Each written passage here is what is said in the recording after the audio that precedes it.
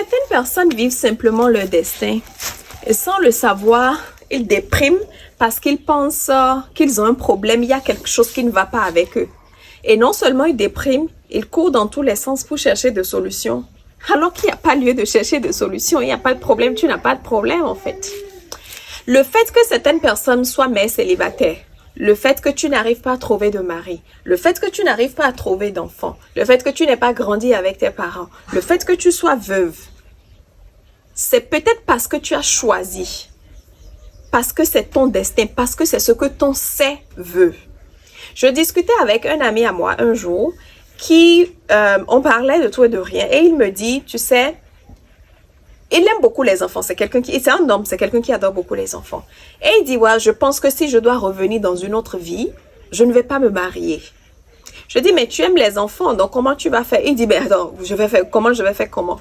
Ben attends, il y a les mères célibataires par exemple, non, la manière dont les mères célibataires font, elles ont leurs enfants, elles vivent seules avec leurs enfants, donc c'est ce que je vais faire aussi. Si je me marie avec quelqu'un, on fait des enfants, on va se séparer, ou bien je trouve juste quelqu'un qui me fera des enfants, et puis c'est tout, elle continue sa vie, etc. Je garde les enfants. Et je dis pourquoi? Il dit parce que vivre ensemble, le mariage, c'est pas ça. C'est pas certainement qu'il a été un peu traumatisé. Ou bien son c'est, ça ne va pas forcément avec son c'est.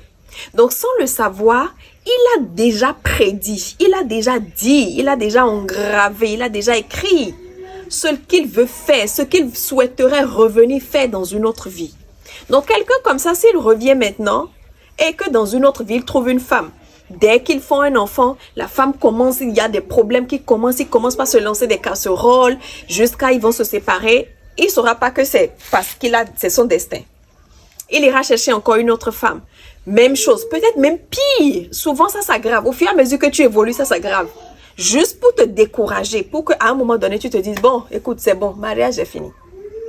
Donc, il va encore chercher une deuxième. Ça sera pire. Ils iront au tribunal. Ils vont vouloir se tordre le cou. Ils vont encore se séparer. Ils gardent les enfants. Parce que forcément, c'est quelqu'un... Il a déjà prédit qu'il aime les enfants. Il veut garder ses enfants. Peut-être que la femme, ça sera quelqu'un qui s'en fout. Qui va partir sans les enfants. Et il va garder. Mais peut-être qu'à cet instant-là, c'est même pas peut-être, il ne se souviendra certainement plus de ce qu'il avait dit que dans une autre vie. C'est déjà engravé. C'est déjà écrit. Mais là, il va commencer par penser qu'il y a un problème avec lui. Il y a quelque chose qui ne va pas. Il ira peut-être prendre le phare. Il va faire gris-gris. Il va faire des trucs de chance, attirance. Pour avoir la... Il va tout faire. D'autres, mais peut-être même qu'il va commencer par déprimer. Parce que la société met toujours la pression. La famille met toujours la pression. Mais il va totalement oublier que c'est son destin, que c'est ce que lui-même il a choisi. C'est ce que lui-même il a dit. Donc, beaucoup de personnes aujourd'hui, c'est ça en fait. Donc, si tu es mère célibataire, tu as fait un enfant pour quelqu'un, il t'a abandonné, tu as voulu tenter encore, ça n'a pas marché. À un moment donné, il faut prendre de recul. Ou bien, tu ne t'es pas encore marié, tu as tenté, il te lâche. Même sans enfant, hein, peut-être, tu as tenté juste après et les fiançailles, le jour de mariage, ils annulent. Vous faites fiançailles, ils annulent. Il va voir tes parents, il revient, il commence pas à être bizarre. Et puis, tu vas faire gris-gris jusqu'à... Quand c'est comme ça, quand tu as tenté une fois, deux fois, trois, il faut prendre de recul. Il faut prendre de recul. Il ne faut pas te laisser submerger par la pression de la société, la plainte venant de la famille. Et quand tu prends de recul, tu cherches un endroit calme où tu seras entouré de la nature. Tu peux décider de prendre une semaine où tu vas régulièrement à la plage, loin, là où il n'y a personne. Le Bénin aujourd'hui est très sécurisé, donc là où il n'y a personne. Tu vas avec un agenda et un stylo. Tu observes prépare, fais la nourriture, la musique. Ou bien tu peux aller dans un village. Les villages, tu vas trouver des trucs simples. Tu vas louer 4 000, 5 000. Tu mets la natte au sol. En fait, c'est un moment de reconnexion avec son c'est. Et quand tu vas comme ça, commence par te poser la question. Qu'est-ce que j'aime en réalité? Qu'est-ce que j'ai toujours aimé? Avec quoi est-ce que je me sens à l'aise? En quoi est-ce que je me sens bien? Est-ce que j'aime vraiment rester en ville? Ou bien tel que je suis ici au village, je me sens bien. Est-ce que j'ai vraiment envie de faire un enfant? Ou bien je ne ressens pas du tout le besoin? Est-ce que je veux vraiment vivre avec un homme? Ou bien, non, ça va. Avec quoi est-ce que je me sens bien? D'accord? Ensuite, côté travail. Qu'est-ce que j'aime faire? Qu'est-ce qui me passionne? Peut-être que tu as fait la médecine, mais en réalité, vrai là, ce qui te passionne peut-être c'est tresser. Quand tu vois les gens tresser, ça te fait quelque chose. Tu as la chair de poule, c'est que fasciné, impressionné par la manière dont on fait quand on tresse les cheveux. C'est possible. Donc, qu'est-ce que j'aime? Qu'est-ce que j'adore? C'est quoi cette chose qui me donne des papillons dans le ventre? Et au fur et à mesure que tu réfléchis, tu écris. Et non seulement tu écris ce avec quoi tu es à l'aise, mais tu écris aussi comment est-ce que tu te sens, comment est-ce que tu t'es senti au moment où tu as dit « j'aime la tresse ». Comment est-ce que tu t'es senti? D'autres personnes, à ce moment-là, peut-être que tu auras la chair de poule. Ou bien peut-être qu'il y aura cette sensation, c'est que tu vas.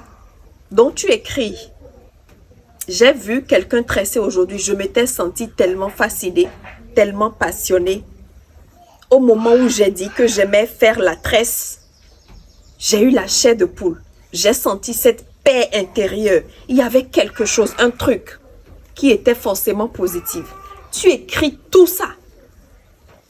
Et quand tu écris parce que quand tu retournes en ville, parce que bien évidemment, tu vas peut-être retourner, la pression va commencer. Maman va appeler. Hey, le travail, c'est comment? Tu n'as pas encore trouvé de travail. Et bon, le mari, tu n'es pas encore tombée enceinte. Papa va appeler. Les amis vont se moquer. Quelqu'un va poster statut. Tu vas te sentir blessé. Un truc. Quelqu'un va faire post sur TikTok. Donc, au moment où ces choses-là, on te lance ces pieds-là, directement ou indirectement, consciemment ou inconsciemment, tu pourras faire recours à ce que tu as écrit et tu vas relire. Ça va te permettre de te rappeler de comment tu t'étais senti quand tu étais là-bas, là. Quand tu étais à la plage, là. Quand tu étais au village, là. Comment est-ce que tu t'es senti? Au moment où tu as dit que tu aimes faire, c'est que tu vas te rappeler. Et c'est dans ça maintenant qu'il faut trouver un bon guide spirituel. Prêtresse, prêtre, pasteur, imam. Quelqu'un qui a de l'énergie positive, qui te comprend, qui est intellectuel, qui est instruit. Et qui pourra te guider. Quelqu'un qui n'est pas carré, qui pourra te guider. Comme ça, quand maman te met la pression et que tu veux commencer par te laisser aller à la dépression, quand tu veux commencer par te sentir submergé par la pression de la société, tu commences par pleurer. Tu peux prendre ton téléphone, tu écris à la personne. Ah, pasteur, et on est beaucoup, non. Maman a dit tel et tel aujourd'hui. Je suis découragée. Je commence par me sentir découragée. Parce que la personne te connaît. La personne saura quoi dire pour te rappeler qui tu es, pour t'aider à te reconnecter avec toi-même. Et ça te booste encore et tu continues. Donc, quand tu as retrouvé ce avec quoi tu te sens à l'aise, la seule chose qui reste, c'est maintenant te donner la force. Et c'est dans ça maintenant que tu vas prendre le fa. Ou bien tu peux d'abord aller prendre le fa, ensuite te chercher. Parce que ça aussi, ça va t'aider. Donc, si tu as le fa, tu as fait tes trucs là, tes initiations, etc. Tu as aussi créé cette connexion avec tes entités, tes anges gardiens. Oh, c'est le comble. C'est fini, tu as gagné. Donc, la dépression, parce que moi, je sais pas, et ça me fait quelque chose. Quand je vois les gens déprimés, des gens qui vivent des crises existentielles, c'est grave. Quelque part, j'ai aussi vécu ça. Et je suis quelqu'un, quand j'ai vécu quelque chose et c'est négatif, je jure que je ne vais pas laisser d'autres personnes vivre la même chose. Je suis comme ça. Je suis comme ça. Donc, tout ce que je peux faire pour aider, parce que les gens m'écrivent, qu'est-ce que je suis venue accomplir dans le monde là? Je suis venue faire quoi? Ça donne la dépression. Et ça m'écoeure quand je vois des gens comme ça. Donc, essaye de faire cette petite exercice que j'ai donné pour ceux et celles qui ont la crise existentielle, qui vivent des crises existentielles, qui dépriment, qui ont un peu trop la pression venant de la famille, venant de la société. You're having like split personality. because you want to do this and they're telling you to do that, and then you're confused and you don't know where to go. So you try and find yourself. Okay? Alright, c'est ce que je voulais partager avec vous. Okay, bye!